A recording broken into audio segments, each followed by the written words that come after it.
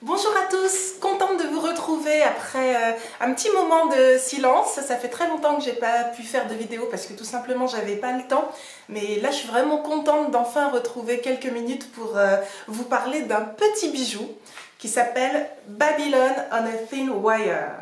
Alors c'est aux éditions Alia. Des éditions que j'aime beaucoup parce qu'ils publient souvent des livres merveilleux sur des courants underground ou pop des années 60-70, enfin tout ce qui est né, tout ce qui a fleuri dans ces années-là, plutôt aux États-Unis, dans le monde anglo-saxon et un peu en France, et qui est maintenant partie prenante de notre culture populaire immédiate. Donc ils reviennent toujours sur ces moments fondateurs et ils le font extrêmement bien avec des jolis livres. Et donc en voici un exemple. Donc c'est écrit par Michael Thomas et Adrian Wood et ça nous parle de la Jamaïque. Cette Jamaïque complètement flamboyante et explosive des années 60-70 et qui est encore tout à fait actuelle. Ce qui raconte vraiment sur la situation de l'île est encore tout à fait vrai aujourd'hui. Alors Adrian Wood en fait c'est un photographe qui justement a passé beaucoup de temps en Jamaïque dans les années 60-70 où il a fait des photos vraiment magnifiques des gens de la rue, des artistes là-bas, des figures politiques, des mouvements religieux, enfin toute cette explosion culturelle propre à l'île. Et là, il s'est fait aider par un écrivain qui s'appelle Michael Thomas pour nous condenser en 90 pages. Vous voyez, c'est vraiment tout petit. Vraiment ce qui fait l'âme de la Jamaïque et pourquoi est-ce qu'on est dans cet état aujourd'hui en Jamaïque, puisque ce qu'ils décrivent c'est une société extrêmement dure, gangrénée par la mortalité, la violence, la drogue, la pauvreté, mais qui en même temps a une énergie et une créativité incroyable, puisque évidemment de la Jamaïque on retient surtout aujourd'hui l'incroyable créativité musicale qui a irrigué et nourri toute la pop musique actuelle, du ska à la musique électronique aujourd'hui. Vraiment tout vient de cette île qui se trouve au sud de Cuba, qui est assez grande et qui a vécu des choses incroyables depuis son indépendance en 1962. Donc c'est magnifiquement écrit parce que on est dans une plongée immédiate dans cette société jamaïcaine qui va à toute allure, où il y a des extrêmement riches et évidemment une masse extrêmement pauvre qui vit dans des quartiers extrêmement difficiles et où il y a deux partis depuis les années 60 qui s'affrontent, deux partis politiques, le National Party et le Labour Party, qui s'affrontent autour de deux figures politiques centrales qui sont Siga et Manley, les deux hommes forts qui s'affrontent par gangs interposés. Et ce qui est incroyable, c'est que ces hommes politiques sont en même temps mêlés dans des trafics, mais sont en même temps des producteurs de musique, puisque en Jamaïque, un peu tout le monde est dans le show business et dans la musique, c'est incroyable.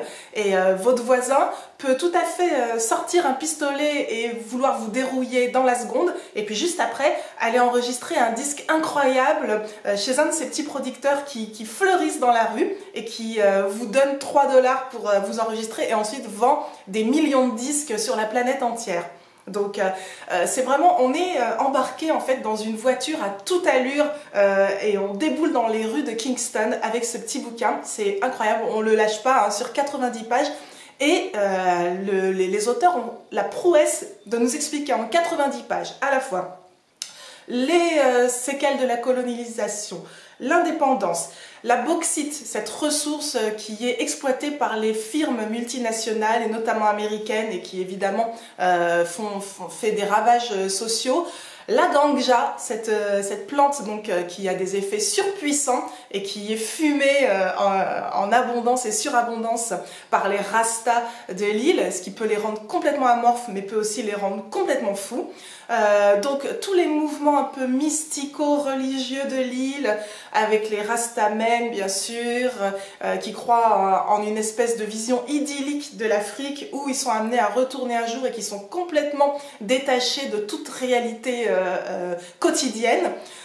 Donc les factions politiques, les gangs de rue qui sont au service de ces politiciens-là, la pauvreté et la musique. Et c'est vraiment incroyable et époustouflant et ça donne vraiment envie d'en savoir plus sur cette île qui est assez grande hein, finalement. Quand vous regardez sur la carte, c'est pas petit la Jamaïque, hein, c'est vraiment une île assez grande. Bon, à côté de Cuba qui est énorme, ça paraît petit, mais quand même, c'est vraiment grand. Et donc, il s'y passe des choses incroyables. C'est le Far West, c'est une terre de corsaires et de pirates, et ça n'a jamais cessé de l'être. Et ça continue à être explosif. D'où le titre Babylon on a Thin Wire, qu'on pourrait traduire par Babylone sur le fil du rasoir, en fait. Et c'est vrai qu'on a l'impression que ça peut vraiment être une catastrophe à tout moment, cette île.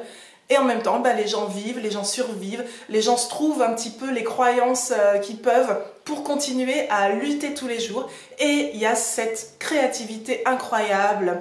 Bob Marley qu'on connaît bien sûr, Jimmy Cliff, il y a un film très connu qui s'appelle The Harder They Come, qui date de ces années-là, qui montre ça très bien. Le livre est un peu l'équivalent du film, mais il va encore plus loin. Et c'est vraiment super.